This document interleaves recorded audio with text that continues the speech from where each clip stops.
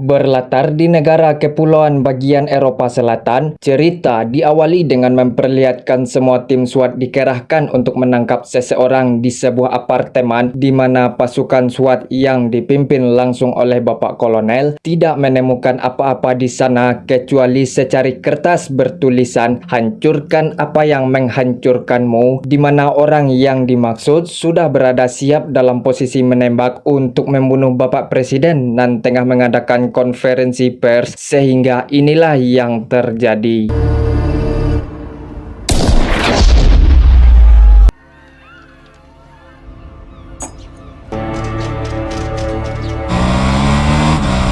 Enam bulan sebelum kejadian, kisah diawali dengan kedatangan mantan tentara bayaran di sebuah bandara Malta. Dia bernama Ryder. Ryder pun dijemput oleh temannya bernama Tommy dan istrinya bernama Maya. Kedatangan Ryder ke sini bukanlah sekedar pertemuan biasa, melainkan ada sebuah pekerjaan yang ditawarkan oleh Tommy dengan imbalan uang yang begitu banyak. Namun melihat Maya dalam kondisi hamil, Ryder mencoba meyakinkan Tommy untuk melakukan pekerjaan tersebut karena itu sangatlah beresiko tinggi. Trust you. You trust me? Trust you. Good.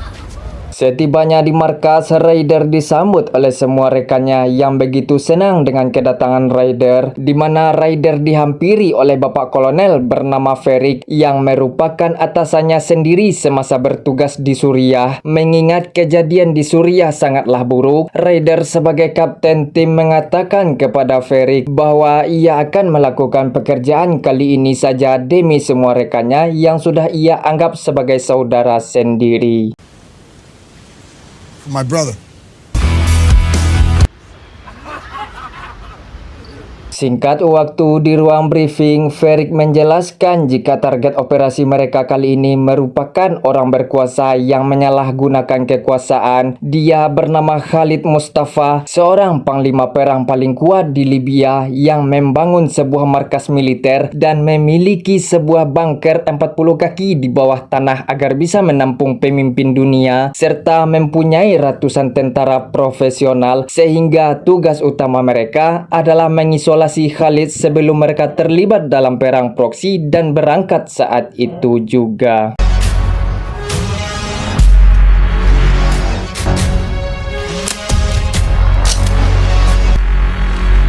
All right, boys.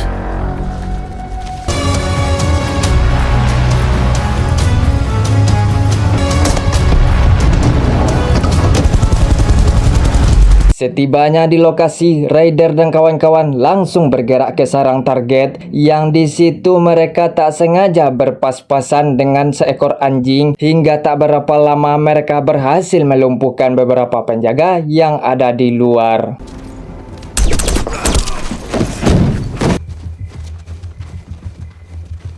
We need to be invisible.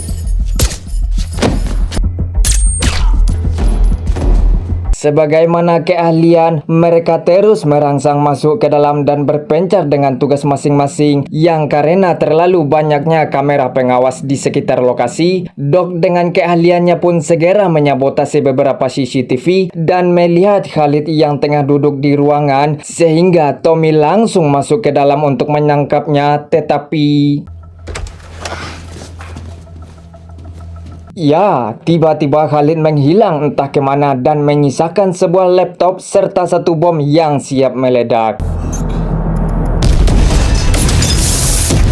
Akibat dari ledakan tersebut, satu anggota tim tewas tidak termasuk Tommy yang segera dibantu oleh Ryder untuk pergi keluar tepat ketika musuh muncul berdatangan sehingga aksi baku tembak pun tak terelakkan.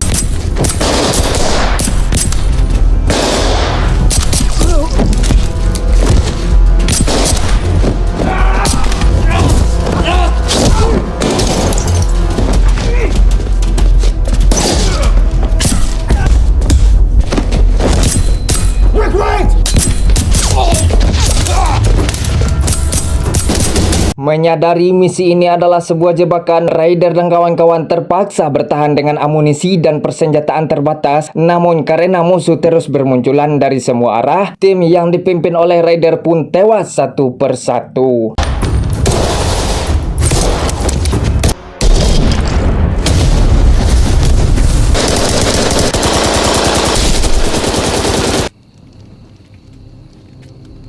Dan disitulah terbukti mereka dijebak oleh Ferik yang haus akan kekuasaan, serta Raider dan kawan-kawan sudah banyak mengetahui misi-misi ilegal yang dijalankan oleh Ferik, sehingga untuk menutupi kejahatannya, Ferik sengaja mengorbankan Raider dan tim, termasuk membunuh Maya beserta bayi yang tengah dikandungnya, dan beranggapan jika orang matilah yang bisa menyimpan semua rahasia.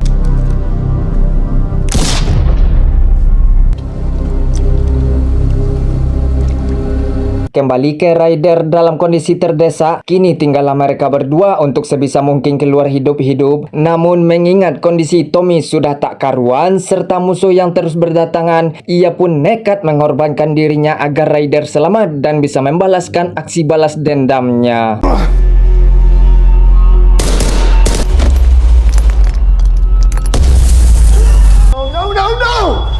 No!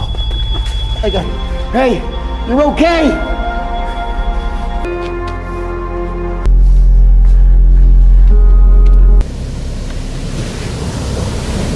Seminggu setelah kejadian, kita akan diperlihatkan oleh kedatangan Bapak Presiden Amerika Serikat di Portugal dengan ditemani ajudannya bernama Dario, di mana kedatangan Bapak Presiden merupakan pertemuan diplomatik antara negara dalam mengkampanyekan bantuan vaksin dunia. Dan setelah itu, sang Presiden meminta pendapat kepada Dario tentang Kolonel Ferik atas apa yang dikerjakannya di Irak, Libya, termasuk China. Meskipun semua demi negara, tetap saja menghabisi semua penghalang itu adalah sebuah kesalahan, dan jika diketahui oleh publik akan menjadi berita buruk yang membuat jatuhnya reputasi Bapak Presiden. Namun mengingat keberadaan Ferik membuat mereka bisa mencapai seperti sekarang ini, sang Presiden pun memberikan Ferik markas di London, tetapi Dario harus memastikan Ferik bekerja secara rapi dan jangan sampai bocor ke awak media. Just for a trial run.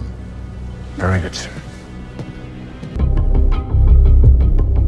Beralih ke Ferik yang sudah berada di London, markas barunya, di mana ia langsung memberi perintah ke seluruh agennya untuk selalu siap siaga terhadap perang senyap, perang sistem yang meski dunia terlihat dalam kondisi aman terkendali, tetapi perang kali ini melibatkan beberapa aspek kehidupan berbangsa dan bernegara seperti politik, ekonomi, sosial budaya, suku, adat istiadat, agama, hukum, teknologi, informasi, komunikasi, ideologi, instalasi, populasi, dan lain sebagainya, sehingga tidak bisa melihat siapa lawan dan siapa kawan. Let us begin. Berlokasi di Roma, Italia, Raider yang masih hidup dan selamat pergi ke sebuah bar di sana bukan untuk mencari sebotol minuman, melainkan ingin bertemu seseorang yang tak lain mantan kekasihnya dulu bernama Asih. Ini rarainya, di mana Asih yang melihat kedatangan Raider di luar radius pun memberi perintah kepada anak buahnya untuk menyambut kedatangan Raider berupa salam olahraga.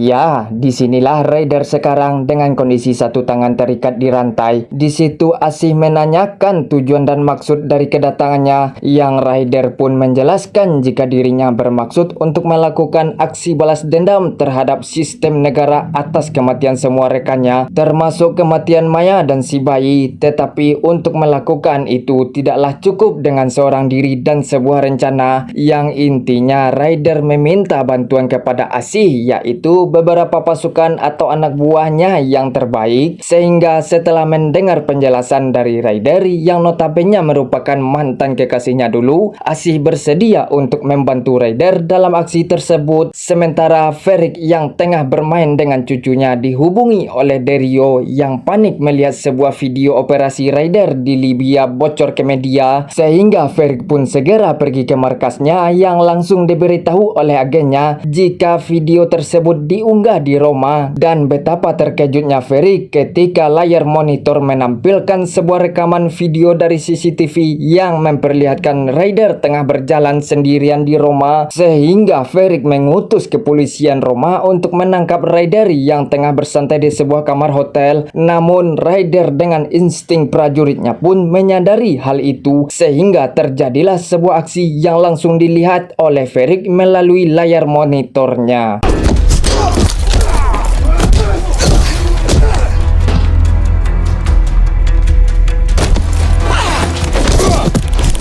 Dalam ketangkasan dan kepandaiannya dalam bertarung, Raider dapat melumpuhkan beberapa musuhnya. Namun sungguh sayang, Raider sempat terkena satu tembakan dan berhasil kabur menggunakan sebuah mobil curian dan berakhir di bar milik Asih, sehingga penjaga yang melihat hal itu pun langsung membawanya ke dalam untuk memberi pertolongan pertama, yang membuat Raider terbayang ketika rekan-rekannya gugur dalam pertempuran.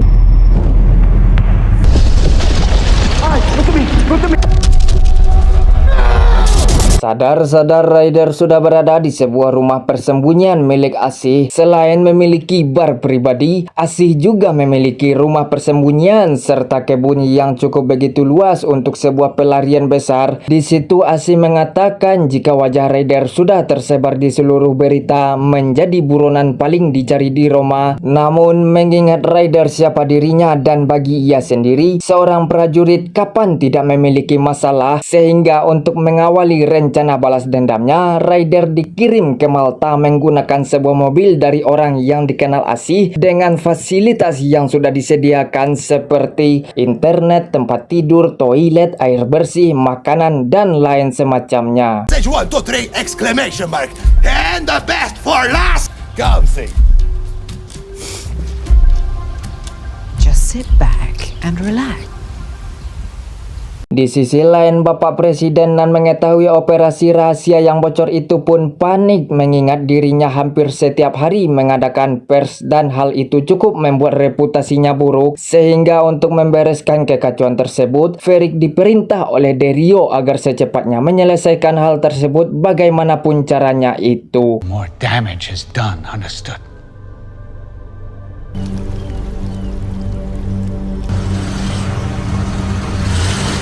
Kembali ke Raider yang sudah tiba di Malta, di mana orang yang mengantar Raider meminta bayaran lebih kepada Asih. Namun mengingat perjanjian dari awal, Asih tak mau memberikan bayaran lebih kepada si pengantar, sehingga inilah yang terjadi. The price has to be up.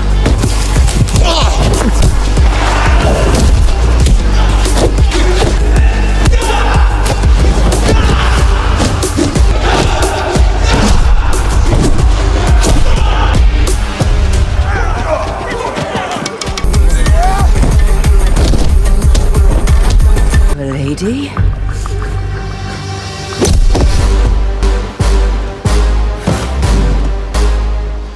Berlokasi di markas, Asih dan Raider mempersiapkan denah lokasi kota Valletta karena kota Valletta terkenal dengan banyaknya terowongan dan mereka akan menggunakan jalur terowongan bawah tanah tersebut untuk menculik Bapak Presiden yang akan mengadakan konferensi pers sebentar lagi, sehingga mereka harus bersiap dari sekarang untuk mempersiapkan beberapa jebakan yang nantinya akan digunakan. Dan tak lupa juga Asih menyiapkan senjata untuk Raider, sebuah sniper, dan itu cukup membuat Raider berterima kasih atas semua bantuan yang diberikan oleh Asih.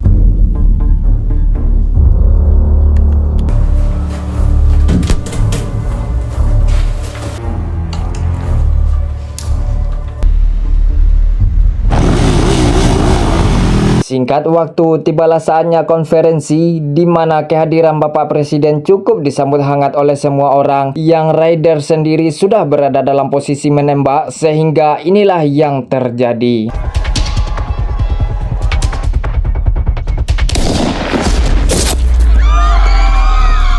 Tembakan dari raider sengaja melukai sang presiden sehingga harus dibawa pergi, tetapi satu ledakan yang sudah dipersiapkan membuat Bapak Presiden segera dievakuasi menggunakan sebuah mobil ambulans yang ternyata ambulans tersebut dikendarai oleh anak buah Asih termasuk Asih di dalamnya. Sementara Ferik yang melihat hal itu dari layar monitornya menyadari jika ambulans itu berniat untuk menculik Bapak Presiden sehingga ia langsung memberi perintah ke semua agennya untuk menghentikan mobil ambulans tersebut. We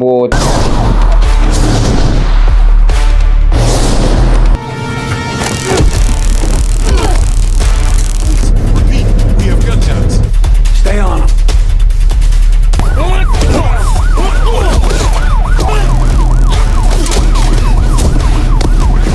Sementara Asih beserta anak buahnya terlibat perkelahian yang hal itu cukup membuat mereka kerepotan. Beruntung mereka berhasil melumpuhkan agen tersebut. Namun mengingat masih ada agen yang terus mengejar dari belakang, mereka terus memacu mobil hingga tak berapa lama tiba di sebuah pintu masuk terowongan dan berhasil kabur dari pengejaran.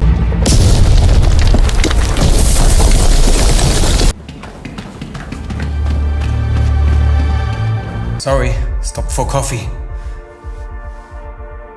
Mengingat begitu banyaknya terowongan, alhasil Ferik dan agennya pun kehilangan Bapak Presiden yang saat itu Asih sudah membawa sang presiden ke markas. Namun raider yang melihat Asih memastikan kondisinya baik-baik saja. I got you.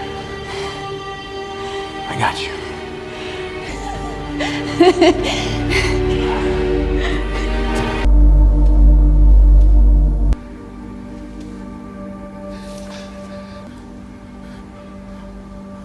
Dan disinilah sang presiden sekarang berhadapan langsung oleh raider yang meminta untuk klarifikasi atas semua misi yang diberikan oleh Kolonel Ferik, termasuk sebuah pengakuan. Dan di saat itulah kita akan diperlihatkan oleh seorang reporter wanita cantik bernama Imar, di mana dirinya pergi ke sebuah gereja bertemu seseorang yang tak lain adalah raider untuk memberikan sebuah flash disk kepada Imar yang berisikan sebuah video pengakuan Bapak Presiden dalam menciptakan perdamaian antara negara yang bawahannya melakukan beberapa cara keji untuk mencapai hal itu. As you know, when my administration began, I made certain promises. Sementara Derio tewas bunuh diri karena tak mau menanggung malu, sedangkan Ferik yang dikiranya hidupnya aman dalam sebuah pelarian, justru itu adalah sebuah kesalahan jika raider sudah mengetahuinya, sehingga inilah yang ia dapatkan.